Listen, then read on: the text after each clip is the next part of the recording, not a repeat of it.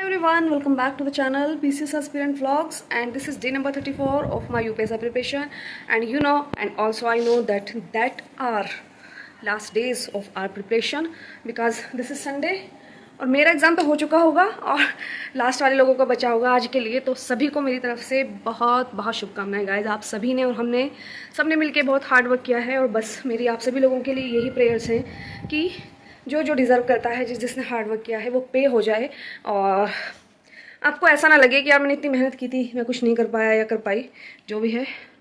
और आप भी मेरे लिए प्लीज़ दुआ कीजिएगा। मेरी बहुत ही ख़ास आपसे वो है ये गुजारिश कि आप मेरे लिए दुआ करेंगे, अपनी ख़ास दुआ में मुझे याद रखेंगे because this exam is very very very important for me. So guys आज का व्लॉग स्टार्ट करते हैं हम। दिस इज़ 12 PM और आज पता है मैं उठी भी हूँ सुबह 11 बजे सो के, क्योंकि मैं रात में 3 बजे सोई थी और तीन बजे सोने के बाद फिर आँख ही नहीं खुली यार, फिर मतलब इतना लेट हो गया उठने में। बट कोई बात नहीं, पढ़ना तो उतने घंटे रहता है। मैं कभी भी मतलब मेरा ऐसा नहीं है कि सुबह बैठना है या रात को बैठना है। मैं जब मुझे नींद खुलती है, जब मुझे लगता है कि हाँ I am ready to study, मैं जब ही करती हूँ। मैं इस तरह से बिल्कुल नहीं करती कि प्रॉपर मेरे शेड्यूल चल रहे हैं कि मुझे नींद भी आ रही है तो मैं उठ के पढ़ूँगी, नहीं। मैं जब रेडी होंगी तभी पढ़ूँगी। तो अभी मैंने शावर लिया है और अब मैं पहले पढ़ूँगी कुरान, फिर स्टार्ट करेंगे अपनी स्टडी। तो आप बने रहिए हमारे साथ इस व्लॉग में। कुछ इंपॉर्टेंट करंट अफेयर आज भी शेयर करूँगी मैं आपके साथ में, तो बस आपको लास्ट तक देखना है, वीडियो स्किप नहीं करना है। और गाइज़ यहाँ पे मैं अभी आई थी अंदर तो मैंने देखा कि मेरा भाई अपना सर्टिफिकेट छोड़ गया है।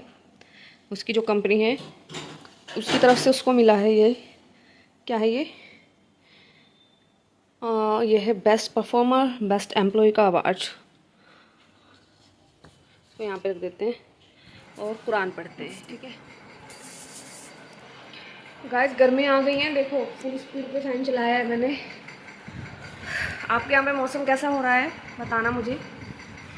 और ईद की आपने क्या क्या तैयारी की लड़कियों, ज़रूर बताना मुझे, क्योंकि मेरी तो कोई तैयारी हुई नहीं अभी तक, मुझे कोई टाइम ही नहीं मिला तैयारी करने का। चलिए फिर मैं तिलावत करती हूँ, फिर आपसे बात। Guys I have completed my तिलावत and now I am going to in my study room and I have came here, you can see. अब बनाते हैं अपना एक शेड्यूल आज के दिन का और फिर आपको दिखाती हूँ कि आज मैं क्या क्या कैसे कैसे रिवाइज करूँगी अभी इतनी खर्राटों की आवाज़ आई थी और अम्मी लेने रहा था। सबको ऐसा ही लगता है, सबको। जब मैं आसिफ को कहूँगी ना आसिफ तो रात खर्राटे लेता है, वो यकीन ही नहीं करता। और ये बैठे हैं बिल्लू साहब। बिल्लू क्या हो? हाँ अभी 12:30 बजे हैं। भाई अली इतनी मेहनत कर रहा है, सच में मुझे दिख रही है उसकी मेहनत।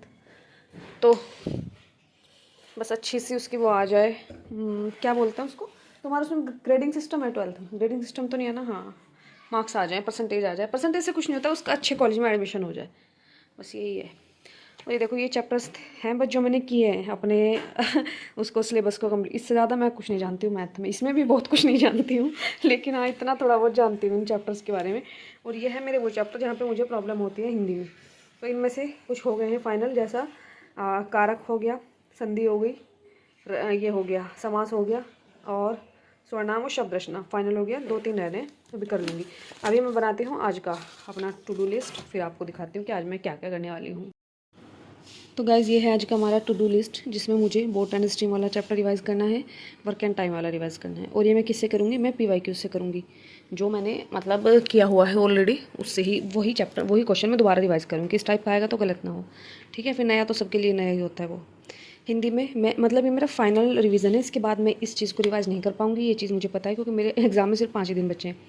और हिंदी में आज हम फाइनल रिवीजन करेंगे छंद का, समास का, और एक प्रैक्टिस करूँगी मैं, एक वीडियो है अमरनाथ सर की उससे, ठीक है।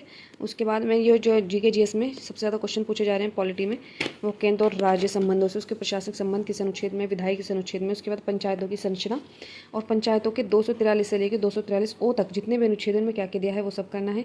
BNS और BNSS का आज फाइनल रिवीजन इंशाल्लाह हो जाएगा। उसके बाद बस रीजनिंग तो प्रैक्टिस का खेल है। अरियंत का सेट लगाऊंगी, एक RWA का सेट लगाऊंगी। अभी तक तो मैंने यही बनाया है और ये मुझे लगता है मुश्किल से 6 से 8 घंटे में निपट जाना चाहिए, अगर मेरे पास टाइम बचा। नहीं ये तो प्रैक्टिस सेट तो पूरा है, ये तो 2 घंटे लेता है अलग से, इसको छोड़ने के बाद ये 6 घंटे में हो जाना चाहिए। अगर मेरे पास एनर्जी बची तो फिर मैं यहाँ पे कुछ और ऐड ऑन करने का कोशिश करूँगी, बाकी मैं यही करूँगी। तो चलिए अभी स्टार्ट करें। और ये देखो जिन पे मैंने हाईलाइट किया है जिनको, ये मेरे रह रहे हैं, मतलब ये मुझे अभी इनका रिवीजन करना है final. tan square x is equal to sec square x minus 1. Guys पता है मेरे पास कुछ इस तरीके के भी कमेंट आते हैं, लोग कहते हैं इसका ना फेक है ये स्कोर, मतलब जनरल स्टडीज़ में इतने नंबर नहीं आ सकते। तो आप ये देखो, मैं आपको अपने नोट दिखाती हूँ। जब आदमी कोई इस लेवल की मेहनत किया होगा पॉलिटी में, तो उसके लिए क्या है वो पॉलिटी जो वहाँ पूछ रहा है वो। देखो मैं आपको एक चीज़ दिखाती हूँ, ये है एक कोड जो मैं आपको बता रही हूँ। ये अस्त्र और शस्त्र हैं जो बड़ी मेहनत से बनते हैं, ठीक है। ये हर किसी को शेयर नहीं किए जाते हैं, लेकिन still I am sharing with you. जब वो पूछता है राज्यों का क्रम लगाओ कि कैसे कैसे इनका गठन हुआ, कब कब कौन सा राज्य बना। भाषा के आधार पर सबसे पहला जो राज्य बना था वो आंध्र प्रदेश था। फिर सबसे लास्ट में कौन सा बना है गाइस, तेलंगाना बना है। भाषा के आधार पर नहीं, मतलब ये अलग अलग होते गए, कुछ क्षेत्रफल के हिसाब से कुछ चीज़ें थी, सबके अपने अपने मुद्दे थे। तो ये 2014 में बना है। 1953 से लेकर 2014 तक हमें ऐसे मतलब याद करने में थोड़ी होती है परेशानी। तो हम क्या करते हैं, हमने इसको एक कोड में डिफाइन कर लिया। आम गुनाह है मैम तुसी मौज से गाओ। आम गुनाह है मैम तुसी मौज से गाओ। इसके लिए मैंने ये लिखा है, आम से आ से आंध्र प्रदेश, मैं से महाराष्ट्र, गा से गुजरात, ना से नागालैंड, हा से हरियाणा, हा से हिमाचल। और बस यहाँ पे थोड़ा सा आप ध्यान रखेंगे कि जो ये है ना मिज़ोरम इसमें बाद में है। यहाँ पे है मेघालय और मणिपुर, पहले मेघालय है फिर मणिपुर है, फिर है त्रिपुरा, सा से सिक्किम, मौज में क्या आ जाएगा मिज़ोरम। बस आप ये देखना मौज है तो मिज़ोरम है, ठीक है। गाँव में क्या है, इसमें थोड़ा उल्टा है, पहले अरुणाचल को लगाना है आपको, फिर आपको लगाना है गुजरात को, मतलब अरुणाचल के बाद गुजरात है। ये ओगा गाँव का उल्टा कर लेना, ठीक है। फिर उसके बाद हमारे 3 राज्यों का गठन एक साथ होता है, छत्तीसगढ़, उत्तराखंड और झारखंड। फिर उसके बाद बना है तेलंगाना, ठीक है। और ये जो है ना ये वाले जिनमें राज्यों के लिए विशेष उपबंध हैं, विशेष राज्यों के लिए, इनको मैंने कोड में तोड़ रखा है। नामा तस्मांग, नामा ना से ऊपर को छोड़ दो। 371 में आपको याद रखना ही पड़ेगा कि 371 जो मेन है आर्टिकल उसमें है महाराष्ट्र और गुजरात। उसके बाद नामा से आ जाए के को लेंगे, क्या है गया डैच है, ठीक है। इसको इंग्लिश में कन्वर्ट कर लेना ABCDEFG से, ठीक है। तो ना से नागालैंड, आ से आसाम, M से मणिपुर, आ से आंध्रा, T से तेलंगाना, S से सिक्किम, मा से मिजोरम, M से मिजोरम, आ से अरुणाचल, G से गोवा। और फिर सबसे ऊपर क्या था भाई 371 में महाराष्ट्र और गुजरात। और सबसे नीचे जो अणे खाली है उसमें आ जाएगा कर्नाटका एंड हैदराबाद प्रदेश, ठीक है। फिर ये देखो यहाँ पे ये पूछता है कि किन किन राज्यों में विधान परिषद का गठन किया गया है। तो विधान परिषद का गठन जो है, देखो यहाँ ये क्वेश्चन आया था पेपर में कि विधान परिषद का गठन करने की शक्ति किस में है। तो संसद कर सकती है अनुच्छेद 169 के तहत। कहाँ पे है, मैंने इसको उसमें फर्क कर दिया है, मैप बना के। मैप इससे अच्छा मैं नहीं बना सकती हूँ कभी भी। यूपी में है, यूपी के जो यूपी का भाई या बहन कह लो बिहार, वहाँ पे है, ठीक है। मतलब ये आसपास के इलाकों में मिलेगी आपको। नीचे आओगे तेलंगाना और आंध्र प्रदेश में, फिर यहाँ पे जाओ तटीय क्षेत्रों में, ये सारे तटीय क्षेत्र ही हैं, महाराष्ट्र और कर्नाटक। मतलब 6 राज्यों में अब तक गठन किया जा चुका। अंतर्राज्यीय परिषद से बहुत क्वेश्चन आते हैं। अंतर्राज्यीय परिषद की वो देख लीजिएगा कि किस किस तरीके से है, ये क्या क्या इसकी संरचना है, ठीक है। ये नोट्स मेरे खुद के बनाए हुए हैं और इनको मैंने इतनी बार पढ़ा है कि इनकी कुछ गिनती नहीं है। मैं जब भी एग्ज़ाम देने जाती हूँ बस यही पढ़ती हूँ। उनसे बाहर मेरी पॉलिटी मेरी तो गई नहीं भाई, तो आपकी चली जाए तो मैं कुछ कह नहीं सकती हूँ। ये है इन्वायरमेंट। अब आप ये देखोगे कि आदमी जब इस लेवल की मेहनत करता होगा तो क्या फिर उसको एड मिलेगी कि नहीं मिलेगी। इन्वायरमेंट में आप ये PCS में भी इससे बाहर नहीं जाता कंटेंट प्री में। और मैं अब भी पढ़ूंगी ये, क्योंकि कोई ना कोई क्वेश्चन कहीं ना कहीं से पूछ ही लेता है ना। तो बस यही करूँगी मैं। पहले तो मैं देखो मेरी प्रैक्टिस है बढ़िया इस पे घटना चक्र पे। घटना चक्र है ये 2022 का। तो मैं सारे की सारी चीज़ें, मतलब संविधान के स्रोत खूब पूछता है, पंचायतों से खूब पूछता है, केंद्र राज्य संबंध खूब पूछता है। तो मैं इनको ना एक बार देख लूँगी। देखिए ये रहा यहाँ पे केंद्र राज्य संबंध, आपात उपबंध, एंड उसके अलावा यहाँ से जो हमारी जो राज्यों की संरचनाएं हैं, स्थानीय सुशासन, यहाँ से खूब पूछता है क्वेश्चन। तो इससे रिवीजन करूँगी मैं।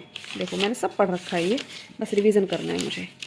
और सबसे बड़ी चीज़ तो ये है कि किसी को सफाई देने की कुछ भी ज़रूरत होती नहीं है, ठीक है। जो भी चीज़ होती है अगर आप में दम है तो वो रिजल्ट में दिख ही जाता है। अब ये चीज़ मैं नहीं कह रही हूँ कि भाई मैंने मेहनत की है तो मेरा 100% में सेलेक्ट हो जाऊँगी, लेकिन ये तो बात है ना कि अगर मैं फेल भी हुई तो मैं 2-4 क्वेश्चन से ही फेल हो सकती हूँ। ऐसा तो नहीं है कि मेरा स्कोर 90 ही था या 80 था और मैं बातें कर रही थी बहुत बड़ी बड़ी, है ना। तो अगर किसी का 2-4 नंबर से इधर उधर हो रहा है तो इसका मतलब है उस बंदे ने हार्ड वर्क किया होगा। और हार्ड वर्क मैंने किया भी है नहीं किया है, मुझे इस चीज़ को तुम लोगों को तो पे करने की बताने की ज़रूरत नहीं है कम से कम, ठीक है। वो मैं जानती हूँ कि मैंने क्या किया है और क्या नहीं।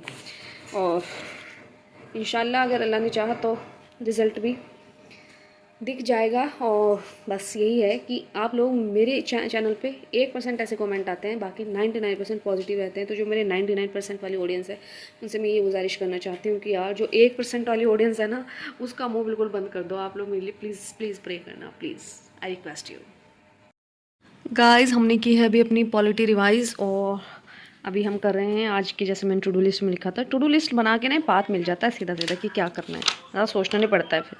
तो अब मैं करूँगी BNS और BNSS, ये सब करो। तो तुझे मारूंगी बिल्लू, रुक जा अभी। तो कर लेते हैं फिर हम इसको भी रिवाइज।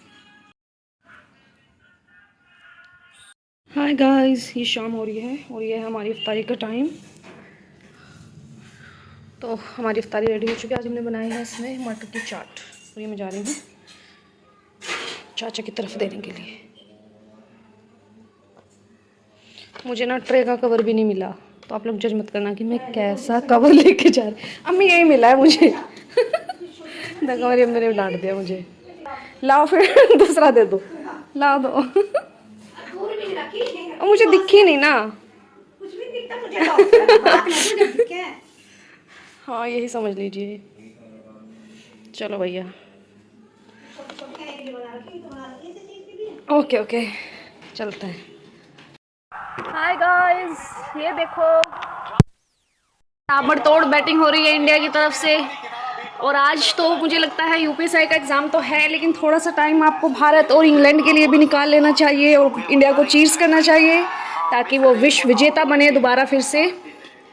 एंड यहाँ पे बन रही है हमारी चाय, चाय बन चुकी है। अभी हम चाय पीते पीते अपने मैच को एंजॉय करेंगे, फिर उसके बाद पढ़ेंगे, फिर देखेंगे, फिर पढ़ेंगे। हम जीत गए हैं T20 वर्ल्ड कप। आप लोगों में से किस किस ने मैच देखा मुझे ज़रूर बताना, प्रिपरेशन छोड़ के। आज मैंने देखा है यार, मैंने पूरी सीरीज़ में एक इंडिया पाकिस्तान का देखा था, आज फाइनल देखा है बस। सभी को कॉन्ग्रेचुलेशंस।